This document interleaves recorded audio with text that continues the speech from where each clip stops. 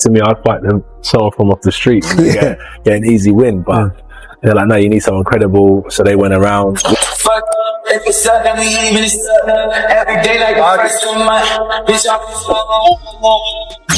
No, you not can do because you not can do 1 minute. Dangers of a late replacement. But then it's like, that's just the mind thinking that, and then it's like, stay professional, stay focused, do your film study. Anthony Joshua doesn't just comment on the sparring knockout of Jake Paul. He turns it into pure humiliation, speaking as if Jake isn't even a real boxer, but a calamity waiting to happen, a warning sign in human form. AJ's message is cold and cutting. If Paul is getting dropped in sparring, where punches are pulled and danger is limited, then the consequences under real fight conditions will be infinitely worse. In Joshua's eyes, that single sparring moment wasn't a fluke. It was an exposure, a brutal preview of what happens when hype collides with genuine world-class power, speed, and timing, laying bare just how vulnerable Jake truly is once the safety net disappears. Just don't expect anything from anyone. People are entitled to talk about sparring. People are entitled to not talk about sparring. I just want to make sure that I handle my own corner. And how I handle my own corner is, go out to fight every night. That the dates are put. Joshua's focus slices through the noise like a blade while Jake Paul stumbles through sparring drills and swims in media hype. AJ's mindset remains rock solid. Every movement calm, measured, and loaded with quiet authority. There's no posturing, no over-talking, just control, readiness, and an unspoken promise of dominance. It's the clearest reminder of the difference between someone who performs for attention and someone who lives for the craft. True fighters rule in silence, and viewed through that lens, Jake is still miles away, chasing a level of mastery he hasn't yet earned. Sparring for behind closed doors. Let all the fans see it. Do it in the ring, get paid for it. I mean, it's be the biggest fight ever. Why do you want to do that? That's nonsense. It's stupid, ridiculous. This isn't just sparring. It's a lesson in professionalism. While Jake treats the gym like a stage, AJ trains with clear intent and purpose. Every movement built for real fights, not headlines. To an experienced pro, Jake's choices look reckless, almost laughable, as he repeatedly puts himself in danger for the sake of hype. That's exactly where Frank Warren's message lands with such force. This isn't playtime. This is a sport that punishes carelessness. And the risks Jake is taking in sparring are the same risks that end careers when the lights come on. I'm not saying he can't fight, I'm not saying he's rubbish, I'm not saying he's useless, but we will see how good he is. And if I'm right in what I'm saying... Tom Little puts it bluntly and without sugarcoating a thing. At this stage, Jake Paul's skills are still a work in progress, and sparring has already pulled the curtain back on some uncomfortable truths. If Jake struggles to cope with structured, disciplined training behind closed doors, then quitting isn't just a distant possibility. It becomes a very real outcome. Facing a fighter of championship caliber will only magnify the cracks in his preparation and mentality, flaws that no amount of hype, followers, or social media attention can hide once real pressure is applied. He's got any sparring camp. I personally don't believe that you can actually, the sparring partners he's got right now, they're pushing him to be. Fighters like AJ, who thrive under real, unforgiving pressure, would expose Jake with ease. And the uncomfortable truth is that Jake's own team isn't preparing him for that level at all, creating a dangerous gap between hype and reality that grows wider with every session.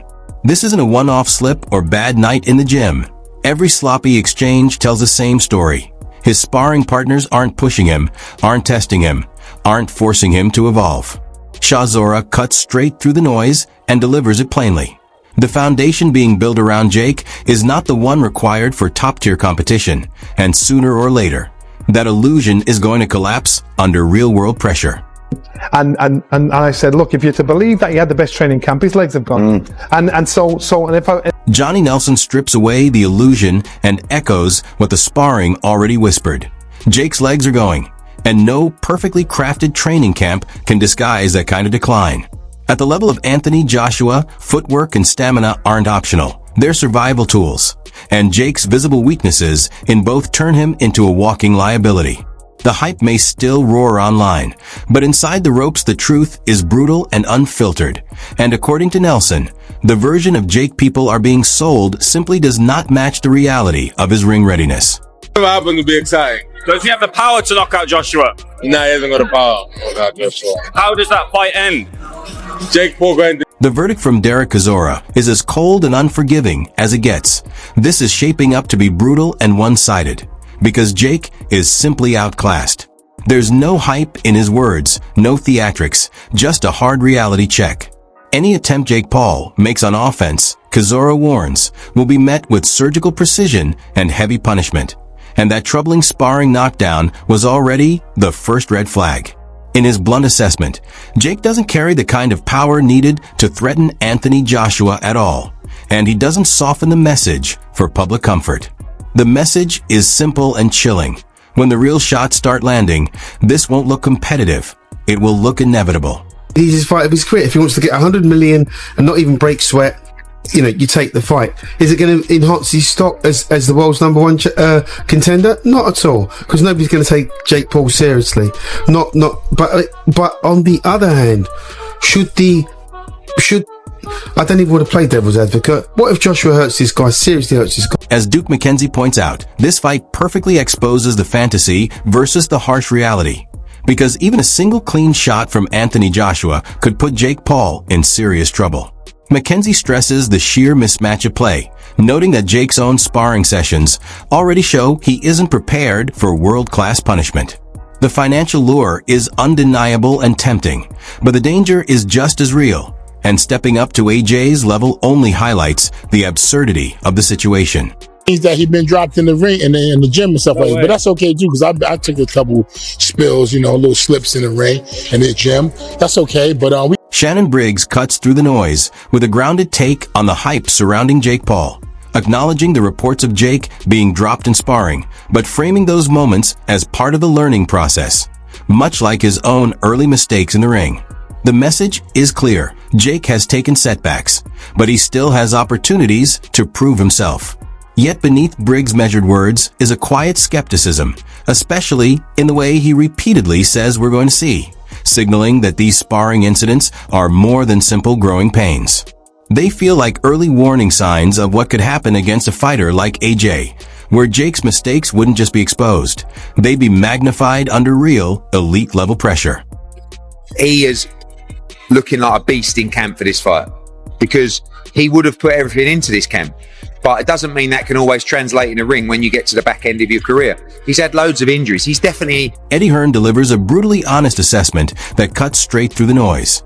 The combination of Jake Paul slowing down in training and being exposed in sparring paints a dangerous picture of a fighter who may not even survive a full professional round against an elite boxer like Anthony Joshua. These warnings aren't dramatic exaggerations. They're critical signals for anyone seriously analyzing the upcoming fight. Even against weaker sparring partners, Jake has struggled, and Hearn's pointed mention of the level of opposition only sharpens the concern.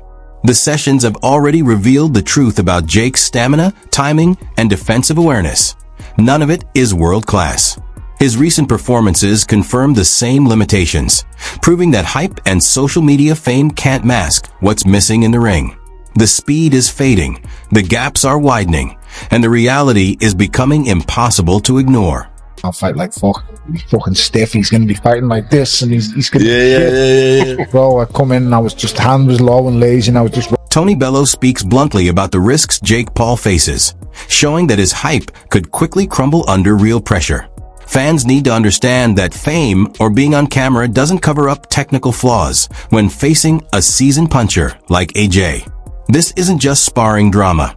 It's a clear blueprint of Jake's vulnerabilities. Bellew highlights how easily he can be exploited, pointing to Jake's stiffness, poor positioning, rigid stance, and low hands. Against a professional like AJ, where timing, reflexes, and precision are everything, these fundamental weaknesses could lead to serious consequences in the ring. I can beat Jake Paul. And excuse my French, what the fuck is Anthony Joshua going to do to Jake Paul? I think my dad said that AJ could beat him with his prick, and I completely will back that up. Even if AJ had a broken arm in there, Tommy Fury delivers a sharp reality check for Jake Paul, highlighting the huge gap in skill, power, and experience between him and AJ. Even with any advantages, Tommy points out that AJ could finish Jake almost instantly, showing just how unprepared he is for elite competition.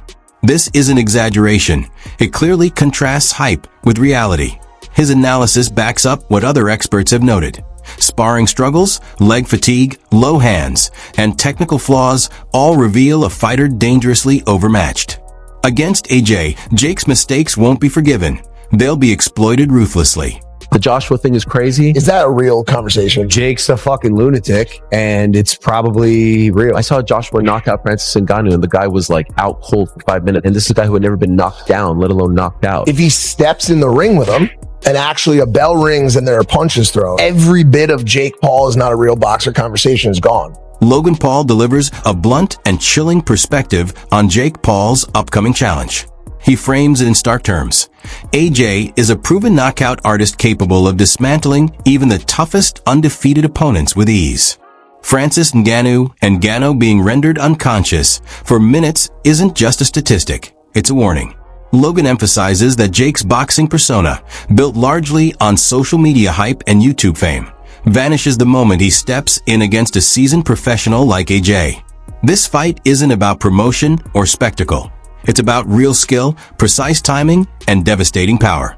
The phrase, "every bit of Jake Paul is not a real boxer," perfectly captures the fragility of his hype. Logan makes it clear. Talent, preparation, and elite execution will always expose the truth when facing a world-class champion like Joshua.